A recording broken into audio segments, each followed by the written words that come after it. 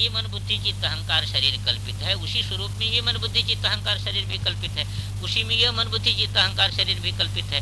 और जैसे किसी भी शरीर किसी भी मन बुद्धि चित्त अहंकार और शरीर के साथ उसका तादात्म्य नहीं है, ऐसी इस मन बुद्धि चित्त अहंकार शरीर से भी उसका तादात्म्य नहीं रहता है। तो तादात्म्य नहीं रहता है, तो जैसे इससे हमारा तादात्म्य नहीं है, तो तादात्म्य नहीं है तो कोई बाधा थोड़ो ये कर रहा है। एक शरीर हमको बाधा कहाँ कर रहा है? इससे तादात्म्य नहीं है तो ये हमको कोई बाधा नहीं करेगा, ये बाधा नहीं करेगा, ये अपने जगह रहेगा, हमारी स्थिति अपनी जगह रहेगी। इसीलिए उसी समय शरीर नष्ट नहीं होता है।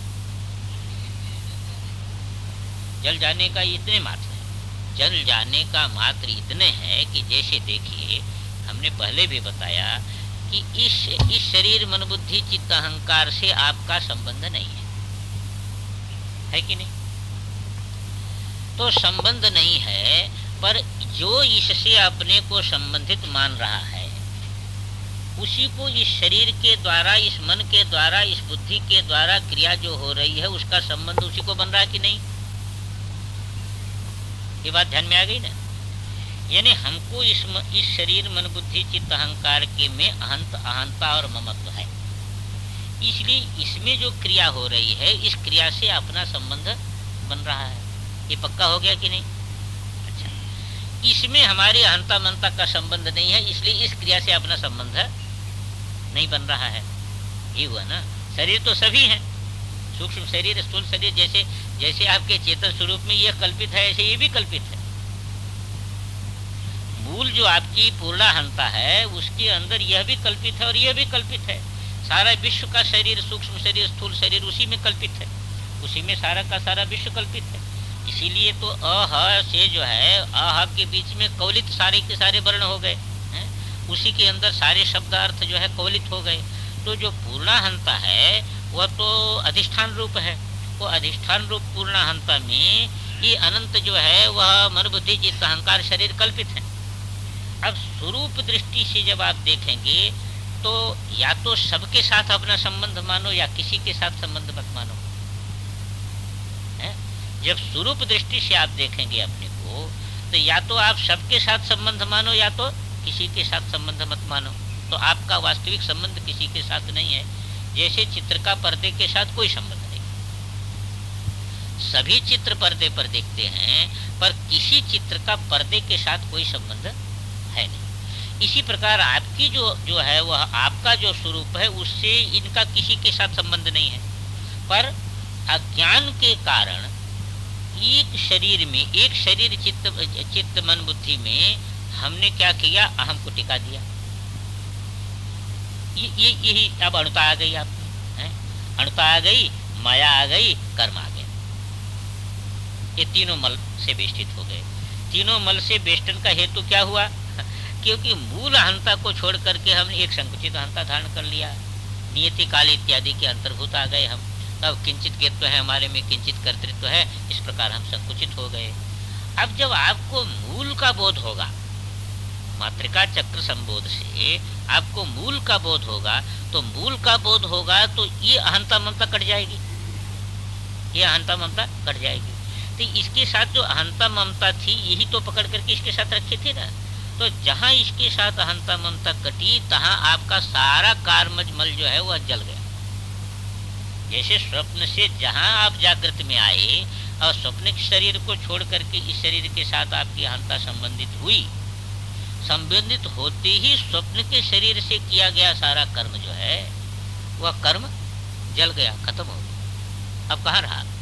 उसका संबंध नहीं बनता, अब वो जल गया। लेकिन स्वप्न में जो है, स्वप्न जब तक नहीं टूटा तब तक वह बड़ा प्रबल है, वह पकड़े हुए है कि क्या बतावे हमसे जो है ऐसा पाप हो गया, ये हो गया, ये हो गया, और यहाँ से आते ही टूट जाता है। इसी प्रकार वो पूर्णाहंता में जब प्रबोध हो जाएगा तो पूर्णाहंता जागृत होगी। पूर्णाहंता जागृत होने पर इसके साथ जो अहंता का संबंध मालूम होता है वो अहंता का संबंध टूट जाएगा। यही कार्मज मल की आहुति पड़ गई, यही भेद की हो गई आहुति। अब यदि आप कहो कि व्यवहार जो होता है वह बुद्धि से व्यवहार होता है, अच्छा बुद्धि से व्यवहार होता है और इसमें मैं किए बिना व्यवहार नहीं होता है, पर वो बुद्धि कहाँ सूक्ष्म शरीर में है, वो बुद्धि कहाँ सूक्ष्म शरीर में। वो बुद्धि भी आपकी जो पूर्णाहंता है उस पूर्णाहंता में लीन हो चुकी है।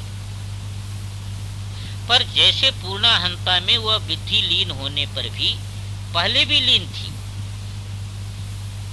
ध्यान में आया, पहले भी लीन थी, पर पहले लीन होने पर भी उस लीनता का भान नहीं।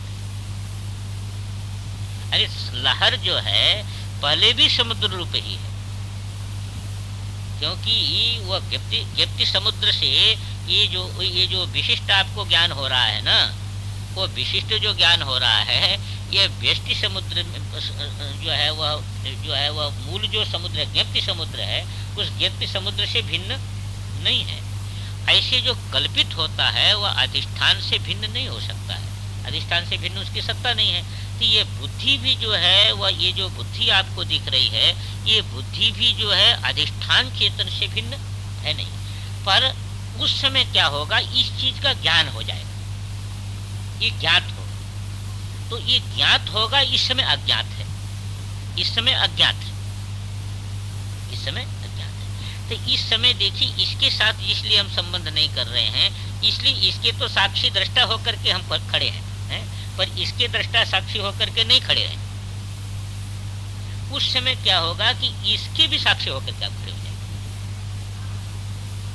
तो इस मन बुद्धि चित्त अहंकार शरीर की जो स्थिति बनेगी वही इस मन बुद्धि चित्त अहंकार शरीर की स्थिति बनेगी। तो इसलिए ऐसा बनेगी, इसलिए क्या होगा कि वो अहंता ममता जो था ना, जिसके कारण कारमज मल जो है पकड़े था, जिसके कारण माइक मल पकड़े था, वो टूट जाएगा, वो टूट जाएगा, वो टूट जाएगा। ये जगत चाहे जैसे चलता रहे, चित्र चाहे जैसे चलता रहे, पर आप जब पर्दे में प्रतिष्ठित हो जाएंगे तो चित्र एक प्रकार का चलता है कि दूसरे प्रकार का चलता है, इसका कोई महत्व नहीं है।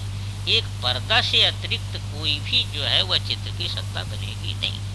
यही जो है ये विज्ञान है। अब उस वक्त की स्थिति में जब आप जाना, तब जो है जा करके तब फिर बताना क्या होता है, समझे ना। वहां पर जब जाना तो बताना। तो इसलिए कहा कि जो है वह प्रगलित हो जाता है, तदनंतर मांत्र दिव्य देह साधक को प्राप्त हो जाता है।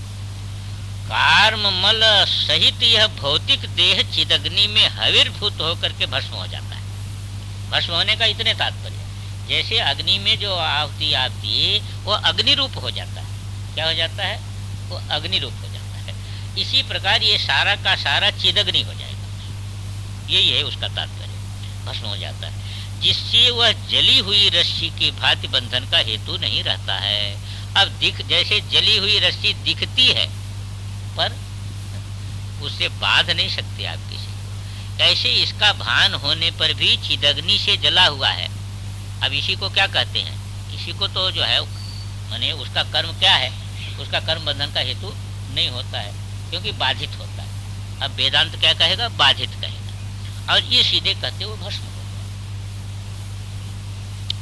मांत्र दिव्य देह संपन्न होने से चिद विभु स्वरूप को, स्वरूप जो साधन रूपी साधक रूपी यजमान है, अब वो साधक रूपी जो यजमान है उसका सर्वोत्कृष्ट देह, अब देह कौन हुआ, वही पूर्णहंता ज्ञान में देह हो गई कि नहीं, अब उसका ज्ञान में देह हो गया, यही है जिससे वह नित्य प्रज्वलित निष्प्रतिबंध सर्वाहम भाव स्वरूप महावीर्य संपन्न स्वस्वरूप भूत ज्ञान रूपी महाअनल में सर्वदा हविस्थानीय शरीर आदि भाव जात का हवन करता है। जो जितने विशिष्ट ज्ञान होंगे ना वो उसमें आहूत होते जाएंगे, जितने चित्र दिख रहे हो पर्दा में आहूत होते जाएंगे, उसकी आहुति पड़ती जाएगी। ये हो गया, हवन कर रहा है। यहाँ शरीर आदि भाव जात का जो सदा तदर्पण है, यही जो अर्थात तद अभिन्न निभालन, देखिए साफ कर दिया ना, चिदग्नि अभिन्न निभालन, ये जो है यही इस महायोगी की हवन क्रिया है। और क्या कोई हाथ से ऐसी आहुति देता है? वो चिदग्नि रूप जो उसके अंदर ज्ञान होता है, यही ज्ञान जो है वह उसकी आहुति देना है। तो यही उस योगी की हवन क्रिया है। अब वह चिन्ह मात्र स्वरूप हो गया, अतः उसका देह पूर्ण रूप ज्ञान ही है। वो ज्ञान से अतिरिक्त ये देह नहीं रहेगा, जगत नहीं रहेगा। इसी स्वरूप को निम्नांकित श्लोक में व्यक्त किया गया है कि अंतर निरंतर मनिंधन मेधमानी मोहांधकार परिपंथिन संविदग्नौ कस्मिंश्चिदद्भुत विकास मरीचि भूमौ विश्वम जुहोमि वसुधादि शिवावसानम। उसका यज्ञ हो रहा है शिव से लेकर के। इसी को आप आज के उपनिषद में नहीं देखा आपने? तदेव ब्रह्म त्वं विद्धि नेदम यदि तुम उपासते। तो शिव से लेकर के वसुधा शिवा विश्वम जुहोमि, विश्व का क्या स्वरूप है? वसुधादि शिवावसानम। वसुधा पृथ्वी से लेकर के शिव पर्यंत जो 36 तत्व है, पृथ्वी से लेकर के शिव पर्यंत 36 तत्व, ये सभी विशिष्ट हुए हैं। तो परम शिव अधिष्ठान है और शक्ति तदैक्षत बहुश्याम, इस शक्ति के कारण उसका नाम शिव हो गया। तो अब शिव तत्व से लेकर के पृथ्वी पर्यंत जो है वह तत्व का विस्तार हुआ। तो ई ही है विश्व। शिव से लेकर के पृथ्वी पर्यंत ये जो तत्व विस्तार है, इसी जो है विस्तार का नाम है विश्व। ये विश्व जुहोमि, विश्व का मैं हवन करता हूँ। कहाँ हवन कर रहे हैं? कस्मिंश्चिद अद्भुत विकास मरीचि भूमौ, नहीं संविदग्नौ, संविदग्नौ मूल में ले लीजिए। चैतन्याग्नि में आहुति दे रहे हैं, चैतन्याग्नि में आहुति दे रहे हैं। वो चैतन्याग्नि कैसी है? मोहांधकार परिपंथिन, मोह रूपी अंधकार को नाश करने वाली है वह संविदाग्नि। और अग्नि में तो आहुति तब दी जाती है जब वह प्रज्वलित होती है। तो ये कैसे प्रज्वलित है? अंतर निरंतरम अनिंधन मेधमानी, वो जो है निरंतर, जो बिना किसी ईंधन के, वो अंदर ही जो है अपने अंदर ही वह प्रज्वलित ज्ञानाग्नि, इसमें कोई अन्य ईंधन देने की जरूरत नहीं पड़ी। तो अंतः निरंतरम अनिंधन मेधमाने मोहंधकार प्रतिपद्धि संविदग्नौ। अब वह क्या हुआ? तो कहते कस्मिंश्चिद अद्भुत विकास मरीचि भूमौ। क्यों? इसमें थोड़ी सी बात समझने की है, उसको समझ लेंगे तभी लगेगा। वेदांत के अनुसार आप देखेंगे कि तो सामान्य चैतन्य किसी को, सामान्य चैतन्य सबका अधिष्ठान है, पर सबका अधिष्ठान होकर के भी किसी का विरोधी। सामान्य चैतन्य जो है किसी का विरोधी, पर वह सामान्य चैतन्य जो है वृत्ति परक होकर के चरम वृत्ति रूप में प्रज्वलित होता है। अब प्रज्वलित होता है तभी का सारा ये जो है वह जलाता है। अब इस समय देखिए, थोड़ा सा भेद समझ के रखिए। इस समय हमारे अंदर जो चैतन्यता का प्रज्वलन है वह सीमित है। जैसे पर्दे पर अंधकार करने के बाद एक फिल्म के माध्यम से प्रकाश फेंकते हैं, तो वह प्रकाश सीमित भाव को प्राप्त होकर के पर्दे पर आता है। वो भी प्रकाश है, प्रकाश आता है, और वही प्रकाश चित्र के रूप में दिखने लगता है। क्यों चित्र के रूप में प्रकाश दिखने लगता है? प्रकाश तो अंधकार को दूर करने वाला है नहीं, वो सीमित भाव में फेंका हुआ जो प्रकाश है वह पर्दे के अंधकार को दूर नहीं करता है, बल्कि उस अंधकार के ऊपर एक चित्र प्रकट कर देता है ना। इसी प्रकार इस सीमित जो है वह सीमित जो ये शक्ति है, इसमें जो चैतन्यता की अभिव्यक्ति हो रही है, ये हमको विभिन्न प्रकार का चित्रें दिखा रही है। ये चित्र कहाँ दिख रहा है? पर्दे के ऊपर दिख रहा है। तो आत्म पर्दे पर ये सारा का सारा चित्र ही दिखा रही है। पर जब जो चरम वृत्ति क्या है? चरम वृत्ति यही है कि सीमित नहीं है, वो पूर्ण है, पूर्ण वृत्ति। तो पूर्ण वृत्ति में जब वह प्रकाश प्रज्वलित होगा तो पूरा अंधकार को भस्म कर देगा। और अंधकार को यदि भस्म कर दे, यदि पर्दा प्रकाशित हो जाए, तब उस पर चित्र नहीं दिख सकता। तब उस पर आप भले ही फिल्म के माध्यम से प्रकाश फेंकें, पर वह प्रकाश चित्र जो है वह टिक नहीं सकता है। वो चित्र टिकने के लिए अंधकार चाहिए है। तो सारा का सारा जो चित्र दिख रहा था वो सारा का सारा चित्र जो है उसमें उस महाप्रकाश में खत्म हो गया कि नहीं। तो इसीलिए इसको संकेत करने के लिए यहाँ पर कहा कि कस्मिंश्चिद अद्भुत विकास मरीचिको बहु।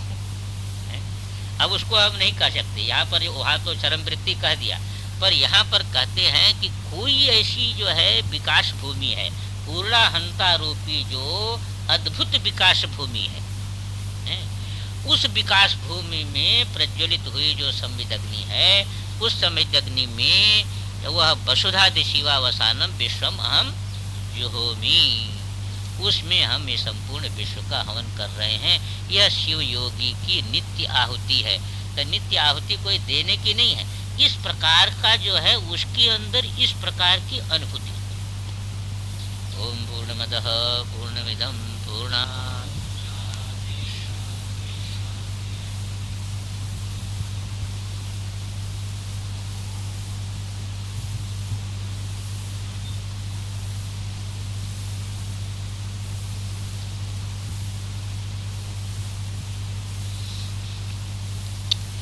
तो ये हो गया था शरीरम हवि हो गया था ना।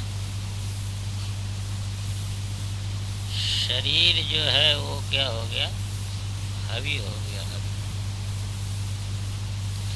यदा क्षोभ प्रलीयत तदा तदा परमं पदम, यदा क्षोभ प्रलीयत तदा स्मात् परमं पदम। जब एक क्षोभ जो है प्रलय को प्राप्त होता, यदा क्षोभ प्रलीत तदास्मात् परमं पदम। क्षोभ क्या है, ये देहादि के साथ जो अहम है यही क्षोभ है, और कुछ क्षोभ है देहादियों के साथ जो अहम का संयोग, ये है क्षोभ। ये जब प्रलय को प्राप्त हो जाए तो परम पद प्राप्त होता है। पर ये जो है कैसे प्राप्त हो, कैसे क्षोभ जो है प्रलय को प्राप्त हो, ये समस्या। तो उसके लिए इस प्रकार के यज्ञ की बात कह दी। अब एक विचार ये है कि प्रत्येक शरीर जो होता है, जैसे स्थूल शरीर है, स्थूल शरीर का भी कुछ अन्न होता है, क्योंकि अन्न तो उसी का नाम है अद्वितीय इति। जो खाया जाता है वो अन्न है, जिससे शरीर का पोषण होता है। तो शरीर के पोषण के लिए आवश्यकता होती है। अब शिव योगी का तो मंत्र शरीर हो गया, मंत्रवीर्य प्राप्त हो गया उसको, तो उसका तो मंत्र शरीर हो गया। तो शरीर के लिए कुछ अन्न उसके लिए भी चाहिए कि नहीं चाहिए, उसके लिए भी अन्न चाहिए। तो उसका अन्न क्या होगा, क्योंकि देहादि के साथ तो उसका अहंकार है रहा नहीं। तो जो ये अन्न है, यानी जो खाया जा रहा अन्न, ये अथवा जो है पंच विषयात्मक जो अन्न है, ये अन्न तो उसका भोजन हुआ नहीं, तो उसका फिर जो है वो अन्न क्या।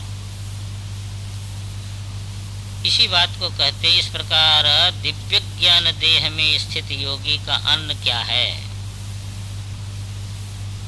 उसका अन्न क्या है।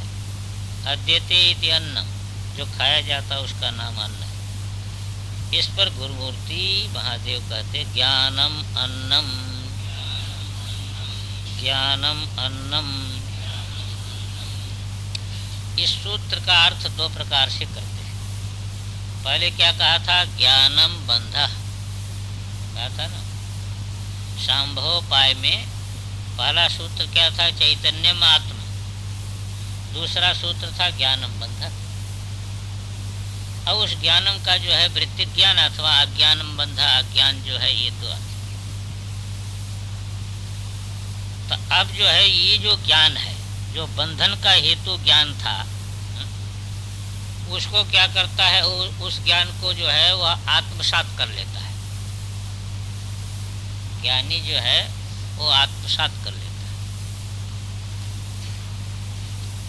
एक आता है ना इसमें सप्तशती के जो गीता पे से पुस्तक है, उसमें बाहर जो है एक श्लोक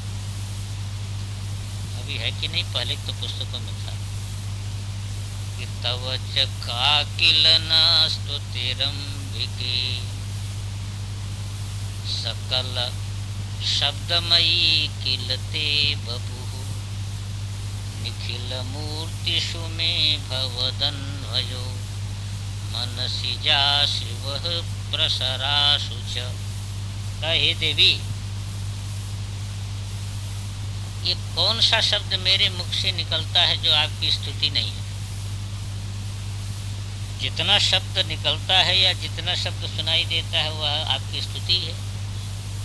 कैसे स्तुति है? सकल, ये सारा का सारा तो तुम्हारा शरीर है ना, वांगमयी आप हैं, तो सारे जो है ये वर्णात्मक यही तो मात्रिका, ये आपका शरीर है। तो जब शरीर है तो उससे भिन्न तो कोई शब्द हो ही नहीं सकता है, तो उससे भिन्न कोई शब्द नहीं हो सकता। तो सभी शब्दों का अर्थ क्या हो गया?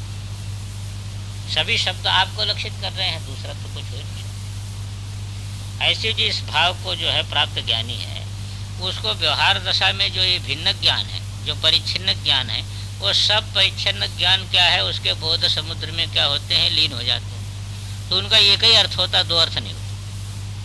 वस्तुतः आप विचार करके जब देखें, जैसे मान लीजिए कि रस्सी है, उसमें सांप दिख रहा है, तो वो सांप जो शब्द है और सांप जो अर्थ है वो भी रस्सी ही है, दूसरा नहीं है। जो सांप शब्द का प्रयोग हो रहा है और सांप अर्थ की जो प्रतीति हो रही है, वो तो अज्ञान के कारण प्रतीति है बस, पर जिसके लिए जो है उस शब्द का प्रयोग हो रहा है वो क्या है, वो रस्सी है, दूसरा कुछ है। ऐसी जो है एक चैतन्य जो है वह स्वरूप है, उसी में संपूर्ण शब्द राशि अर्थ राशि जो है ये कल्पित है। तो ये जो शब्द राशि का उच्चारण हो रहा है या व्यवहार हो रहा है, शब्द राशि दिख रही या अर्थ राशि दिख रही है, तो ये शब्द राशि अर्थ राशि वस्तुतः वहाँ पर एक ही सत्ता के नाम, इसलिए सबका अर्थ एक ही।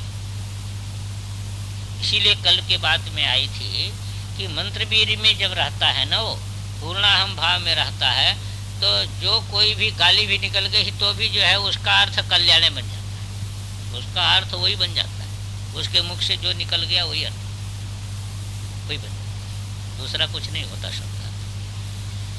तो कहने का तात्पर्य है कि वो सारा का एक ही अर्थ हो जाता है। तो जितना ज्ञान है, जितना ये ज्ञान है, ज्ञान माने वो बंधनात्मक जो था, जो ज्ञान उसको बंधन करने वाला था, वो ज्ञान उसका बन गया अन्न, उसको क्या लिया, निगल गया, आत्मसात कर लिया। तो इसलिए वो ज्ञान, जितना ज्ञान इसके बंधन का हेतु अभी तक था, वो सारा का सारा ज्ञान उसका अन्न हो गया, वो सब जो है वह खा लिया गया। तो इस प्रकार जो है ज्ञानम अन्न, एक तो ये अर्थ करते हैं, और दूसरा जो है वह अर्थ ये है कि वस्तुतः जो है उसके तृप्ति का, क्योंकि अन्न होता है तृप्ति का हेतु। अन्न हम खाते हैं तो तृप्ति होती है, तो तृप्ति का हेतु, उसके तृप्ति का हेतु ये जो है विषय या जो है वह ये संसार उसके तृप्ति का हेतु नहीं बनता। उसके तृप्ति का हेतु पूर्णाहंता रूपी जो ज्ञान है, जो स्वरूप ज्ञान है, शिव स्वरूप जो ज्ञान है, वही ज्ञान उसके तृप्ति का हेतु होता है। ये घटपट विषय इत्यादि रूप जो ज्ञान है, यह जो है उसके तृप्ति का हेतु नहीं होता। तो ये जो सीमित हंता वाला जो संसारी प्राणी है, मल से युक्त है, उसको जो है वह शब्द स्पर्श रूप रसगंध ये उसके तृप्ति का हेतु होता है। और जो शिव भाव को प्राप्त जो ज्ञानी है, उसके तृप्ति का हेतु ये नहीं होता। उसके तृप्ति का हेतु तो जो है वह विशुद्ध जो शिव स्वरूप ज्ञान है, वही उसके तृप्ति का होता है, उसी से तृप्त होता है, दूसरे से तृप्त नहीं होता। उत्तरकाशी में कहते ब्रह्मस्वरूप जी महाराज बताते थे, अपने जो गुरु जी थे, तो कहते कि उनका वो सायंकाल वहाँ भी योग वाशिष्ठ की कथा होती थी। सायंकाल योग वाशिष्ठ की कथा की परंपरा अपने यहाँ की पुरानी है। तो महात्मा लोग आते थे, योग वाशिष्ठ की कथा होती थी। तो दिन में मान लीजिए कि कोई बहुत बड़ा विद्वान आया मिलने के लिए स्वामी जी से, और इधर उधर की बात करके चला गया, तो योग वाशिष्ठ की कथा में कहते एक पंडित आए थे, आज नाश मार दिया 1 घंटा, 1 घंटा नाश मार दिया। वो 1 घंटा की जो चर्चा है उनके तृप्ति का हेतु नहीं बना, उसको नाश मार। और कोई छोटा भी जो है वह बालक जिज्ञासु जो है पहुंचे और परमात्मा चर्चा स्वरूप के विषय में चर्चा करे, तो जरूर सायंकाल जो है योग वाशिष्ठ की कथा में कहते वो आया था, देखो योग भ्रष्ट वो साधक है, वो देखो कैसी भगवान के विषय में चर्चा करता है। तो व्यक्ति के तृप्ति का हेतु तो वो होता है कि जहाँ पर उसकी बुद्धि स्थिर रहती है, जो उसके जो है वह अंदर जो है रहता है, उसी में तृप्ति का हेतु होता है। इसी प्रकार इस ज्ञानी के तृप्ति का हेतु ये विषय नहीं है, मान सम्मान खाना पीना ये सब उसके तृप्ति का हेतु नहीं है। उसके तृप्ति का हेतु शुद्ध ज्ञानानुसंधान जो है यही तृप्ति का है। ये 2 प्रकार का इसका अर्थ करेंगे। देखिए, पहला अर्थ करते हैं कि ज्ञानम बंध। इस सूत्र में कहा गया बंध का कारण जो भेदक ज्ञान रूपी अज्ञान है। भेदक ज्ञान अज्ञान है ना, क्योंकि वृत्ति ज्ञान क्या है, अज्ञान का वृत्ति विशेष है, इसलिए वह अज्ञान ही। उसे यह योगी निगल कर तृप्त हो जाता है, अतः वह भेदक ज्ञान ही अद्यमान होने के कारण इसका अन्न है। वह खा लिया जाता है, उसको आत्मसात कर लेता है, अपने अंदर पचा देता है, अपने बोध समुद्र में जो है डुबा देता है, इसलिए जो है वह अद्यमान होने के कारण इसका अन्न है। अब दूसरा अर्थ करते हैं, परिपूर्ण तृप्ति का जनक होने से स्वात्म विश्रांति का हेतु जो स्वात्म विमर्शात्मक ज्ञान है, यही परिपूर्ण तृप्ति का जनक है। कौन? स्वात्म विश्रांति, बुद्धि अपने स्व में प्रतिष्ठित हो जाए। ये जो स्व में प्रतिष्ठा है बुद्धि का, वो ये स्वात्म विमर्शात्मक जो ज्ञान है वही इसका अन्न है, क्योंकि वह रस स्वरूप एवं तृप्ति रूप भी है। अतएव उससे उत्कृष्ट अन्न योगी के लिए क्या हो सकता है। इसलिए योगी का अन्न वही है, उसी में रहता है। बाहर का भोजन जो है उसका अन्न नहीं है, उसका अन्न दूसरे होता है। तो सभी चीज का अन्न होता है। जैसे बाहर के शरीर का के लिए जो है बाहर का अन्न है, पर मन के लिए अन्न जो है वह दूसरा है। अब सबासनिक मन है तो यही अन्न से मन का भी पोषण होने लगता है, और सबासनिक नहीं है तो यह अन्न उसको थोड़ा प्रसन्न कर पाएगा, उसका भोजन वो नहीं मिलेगा, वो अपना भोजन खोजेगा। तब मुमुक्षु का भोजन दूसरे होता है। मुमुक्षु का भोजन तो वही होगा कि उसको मोक्ष में ले जाने वाला ज्ञान की चर्चा हो तो मुमुक्षु का भोजन है। इसी प्रकार उस सिद्ध का भोजन यही है कि स्वात्म विश्रांति जो होती है, इसलिए स्वाभाविक रूप में वो समाहित रहता है, समाधि में उसकी स्थिति स्वाभाविक है। व्यवहार में उतरा भी तो फिर व्यवहार के बाद जिस क्षण छूटा उसी क्षण अपने स्वरूप में चले जाता है। ये अंतर होता है उसके में। ज्ञान शब्द से यहाँ परावस्था का ज्ञान समझना चाहिए। उस अवस्था में योगी को भीतर बाहर संपूर्ण विश्व स्वात्म चैतन्य विस्फुरणमय अनुभूत होता है। उसको विषय भीतर बाहर का संपूर्ण विश्व जो है आत्म चैतन्य की किरण है, बस इतने मालूम। आत्म चैतन्य से पृथक करके नहीं मालूम। और इसको बार बार अभ्यास ही करना चाहिए। इसमें एक ही कीलन है, वो कीलन यही है कि आप सीमित अहंता को छोड़ करके देखिए, सीमित अहंता को तोड़ करके देखिए तो आपके व्यापक स्वरूप जो है उससे बाहर कोई चीज आपको मिलेगी, जो कोई चीजें नहीं मिलेगी। आपसे पृथक कोई चीज मिलेगी नहीं, तो सारा विश्व आपका वैभव मालूम होने लगेगा। इसी बात को कहते हैं कि उस अवस्था में स्वात्म वैभव के विस्फार का परिशीलन करता हुआ वह योगी अत्यंत निराकांक्ष पूर्ण तृप्त रहता है। वो पूर्ण तृप्त हो जाए। क्योंकि अभाव के लिए क्या है कि अभाव न होने की भावना नहीं करनी पड़ती। अभाव नाम की चीज कहाँ रहेगी उसमें?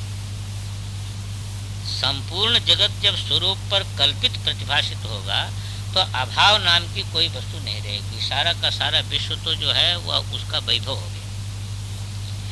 इसलिए अत्यंत निराकांक्ष पूर्ण तृप्त रहता है। अभ्यास बस वह योगी ज्ञान देह में ही निरंतर निवास, उसका अभ्यास बढ़ता जाता है। अभ्यास बढ़ता जाता है तो अभ्यास बढ़ते बढ़ते बढ़ते व्यवहार काल में भी वह वही रहता है। जैसे क्या है कि बाहर आप अभ्यास बनाइए, अपने जो है वह वो जैसे पर्दे में टिकाने की बुद्धि बना लीजिए तो चित्र देखते पर भी अभ्यास के बस से आप जो है पर्दे में रहेंगे, आपको वही दिखेगा, आपको वही दिखेगा। ये जो सोनार आदि होते हैं ना, तो कोई आभूषण लेकर के जाता है तो आभूषण की आकृति नहीं दिखती उनको, वो सोना कैसा है यही उनकी दृष्टि केंद्रित होती है। आभूषण की आकृति पर केंद्रित नहीं होती कभी, वो सोने पर केंद्रित होती है। तो उसकी दृष्टि जो है वह केंद्रित हो जाती है वहीं पर, क्योंकि अभ्यास है तो अभ्यास अनुभव के आधार पर वहीं पर दृष्टि उसकी केंद्रित हो जाती है, दूसरे जगह नहीं केंद्रित। जहाँ जिसका बुद्धि जो है, बुद्धि में जिसकी पकड़ होती है ना, जैसे शेयर वाले या जो है वह व्यापार वाले, वो पेपर सामने आएगा तो और कोई समाचार पहले नहीं दिखेगा उनको वही पन्ना दिखेगा, वही पन्ना पर उनकी दृष्टि दिखेगी, वहाँ पर उनकी वही खोजेगा, उनका चित्त वही खोजता है, दूसरा नहीं खोजता। और जिसका उसमें नहीं है अभ्यास, उसके लिए वो पन्ना कुछ ऐसा मालूम होता है कि फालतू पन्ना इसमें काहे को लगा दिया गया, उसके लिए वो पन्ना फालतू है, क्योंकि उसकी दृष्टि कभी उस पर जाती ही नहीं है, समाचार पर जाती है। तो इसी प्रकार क्या होता है कि अंतर जैसी जहाँ पकड़ होती है तो वही जो है वह दृष्टि में आता है। जब उसका अनुसंधान धीरे धीरे धीरे धीरे करके ऐसा अनुसंधान हो जाता है, ये अभ्यास से होता है कि व्यवहार में अभ्यास के एक बार चीज लक्षित हो जाए फिर अभ्यास से होता है। एक बार हमको उत्तरकाशी का ये अनुभव है कि पहले उत्तरकाशी में जब पहुंचा तो थोड़े काल में सब जितने बड़े बड़े महात्मा थे सभी का अंतरंग हो गया। तो जो अंतरंग हो जाइए तो क्या होता है कि जहाँ पर आप अंतरंग बने तहाँ राग द्वेष की बात सुनने को मिले। ये एक बड़ा भारी जो है मुश्किल होता है। उपदेश में तो नहीं सुनने को मिलती, पर आप नजदीकी बन जाइए तब अंदर की बात सुनने को मिलने लगती है। और साधक जीवन में एक बहुत बड़े जो है वह बड़ी भारी चोट लगती है। अब उस समय जो है वह जीवन में बड़ी भारी जो है वह तड़फन थी। और राग देश किसको कहते हैं, ये अपने यहाँ जो पूर्व माने शरीर का जो जन्म स्थान में वहाँ का वातावरण ऐसा था कि राग देश में पहले जानता ही नहीं था। साधु समाज में आने पर ही राग देश का अपने को ज्ञान, वो जानते नहीं था राग देश। तो जब इस प्रकार की बात सुनने को लगी तो बड़ा भारी धक्का लगा। एक दिन रात भर निद्रा नहीं, रात भर निद्रा, रोता रहा रात भर। मैंने कहा पढ़ाई छोड़ दिया, घर छोड़ दिया अब नीचे से चला आया बिहार। अब यहाँ भी यदि राग देश का वातावरण मिलता है तो फिर अब कहाँ जाएगा, अब साधक जाएगा कहाँ। तो इतना जो है अंदर इतना द्वंद आया कि ये हुआ कि जो है गंगा में शरीर छोड़ देना ही अच्छा है, क्योंकि अब लौट करके जाना भी ठीक नहीं। अब पढ़ाई छोड़ के आया तो वहाँ पर क्या जाना जो है, तो दूसरा कोई उपाय दिखता नहीं। क्योंकि यहाँ भी हिमालय के ऐसे प्रदेश में भी यदि राग द्वेष दिखाई दे, यदि गंगोत्री में भी राग द्वेष दिखाई दे तो कहाँ जाएगा, क्योंकि बड़ी भारी श्रद्धा पहले रहती है हिमालय के प्रति। तो रात भर जो है वह रोता रहा, बहुत बहुत बेहद तकलीफ रही। तो 3 बजे के बाद जो है थोड़ी झपकी जैसे आ, तो स्वप्न जैसा एक मालूम हुआ कि जैसे एक कोई देवी आती है और उसने जोर से एक थप्पड़ मारा, बहुत जोर से मारा था। उसने कहा कि जो है वह तुम बाजार में जाते हो तो अपने काम की चीज़ खरीद के लेके चले आते हो, कि वहाँ पर लड़ाई करते हो कि वहाँ पर जो है वह ये चीज़ बिकने के लिए क्यों आई, ये चीज़ बिकने के लिए क्यों आई? तुमको कौन कहता है ऐसी बात सुनने के लिए? इतने जोर से उसने डांटा, मेरी निद्रा खुल गई, मुझे बड़ा आश्चर्य हुआ। उसके बाद मेरा ऐसा अभ्यास हो गया कि आप 1 घंटा मुझसे बातचीत करें पर यदि काम की चीज़ नहीं है तो मैं नहीं सुनता, उनको सुनाई नहीं पड़ती। तो सुन लेते हैं, आपको लगेगा मैं सुन रहा हूँ पर मैं एक शब्द नहीं सुनता। वो एक कला उससे मिल गई, एक कला मिल गई कि अपने काम की चीज हो तो सुनना, काम की चीज नहीं हो तो नहीं सुनना। तो ऐसे क्या होती कि कला मिल जाती।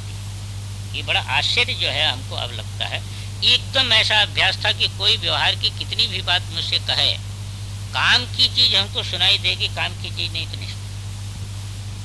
उसको लगेगा कि मैं सुन रहा हूँ और मैं एक शब्द नहीं सुन रहा हूँ, ऐसी स्थिति रहती। ऐसा अभ्यास हो गया।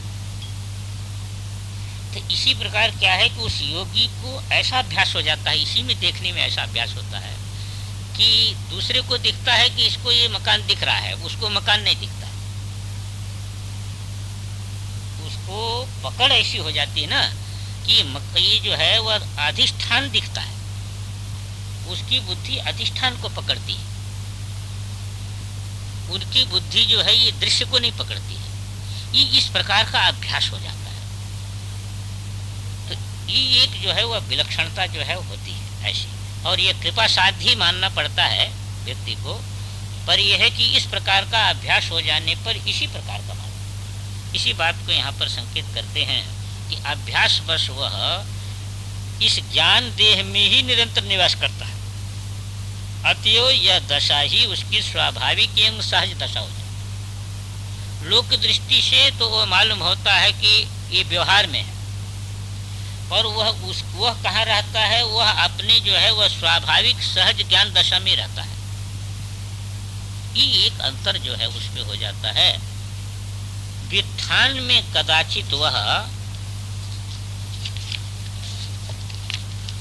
जब व्यवहारिक कार्यों को करता सा दिखाई देता है, तब भी वह अपने स्वभाव यानी पूर्णता की स्थिति से प्रच्युत नहीं होता।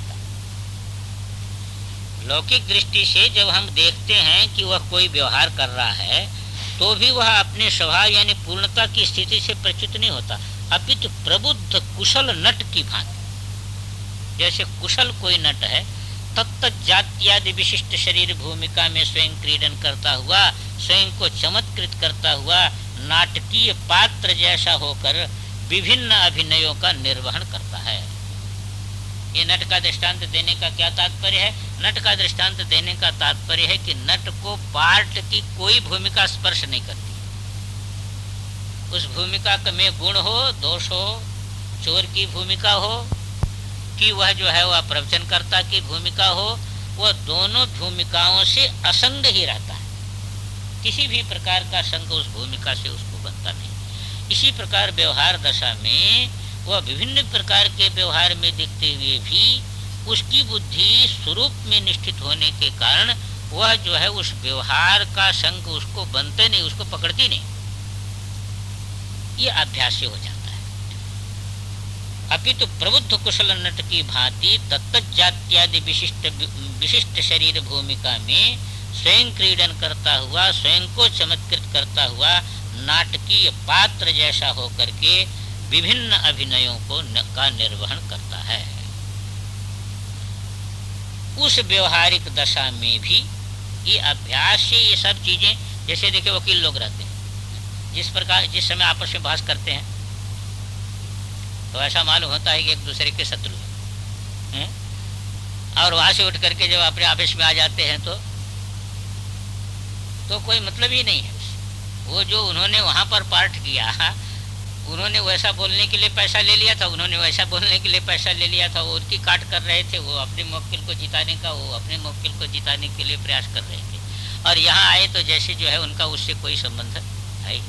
ये राजनीतिक लोग भी ऐसे रहते, सुना बड़ी गाली देंगे, वो गाली भी दे देगी, फिर शाम को मिल भी आएगी, दोनों खूब प्रेम से बात करेंगे, प्रेम से भोज करेंगे, और कहे भाई हमारी राजनीति ऐसी है। ऐसा सुना कि ये राजनीतिक लोग भी ऐसे।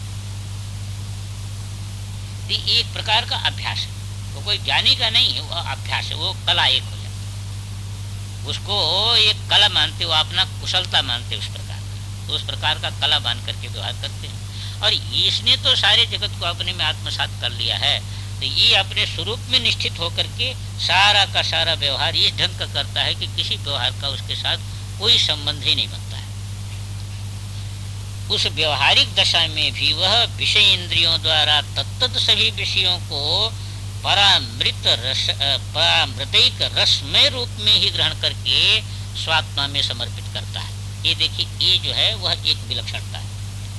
ये आगम प्रक्रिया में और वेदांत प्रक्रिया में यही विलक्षणता है। आगम प्रक्रिया में क्या है, ये वेदांत प्रक्रिया भी कहती वही है। कहती क्या है कि जैसे वेदांत प्रक्रिया से भी कैसे होता है, आनंद कैसे आता है जगत में। देखिए, विषय के प्रति राग रहेगा, तो राग रहने के कारण विषय का जब संयोग होगा तो वृत्ति की अंतर्मुख बनेगी। वृत्ति क्या बनेगी? अंतर्मुख, क्योंकि वृत्ति इधर उधर फैलेगी नहीं उस समय। उस समय वृत्ति चंचल रहे तो किसी को सुख की अनुभूति नहीं हो सकती है, पर वृत्ति उस समय क्या होगी कि वो विषय के माध्यम से स्थिर हो जाती है, और स्थिर वृत्ति में स्वरूपगत जो आनंद है वो प्रतिफलित हो जाता है। वो प्रतिफलित होकर के आनंदानुभूति होती है, और राग के कारण जो है, जितना राग रहता है उतना विशेषता उसमें मालूम होती है, और राग के कारण वह विषय से प्राप्त होने वाला आनंद है ऐसा मालूम होता है। यही वेदांत की प्रक्रिया है। वेदांत की प्रक्रिया में भी यही है।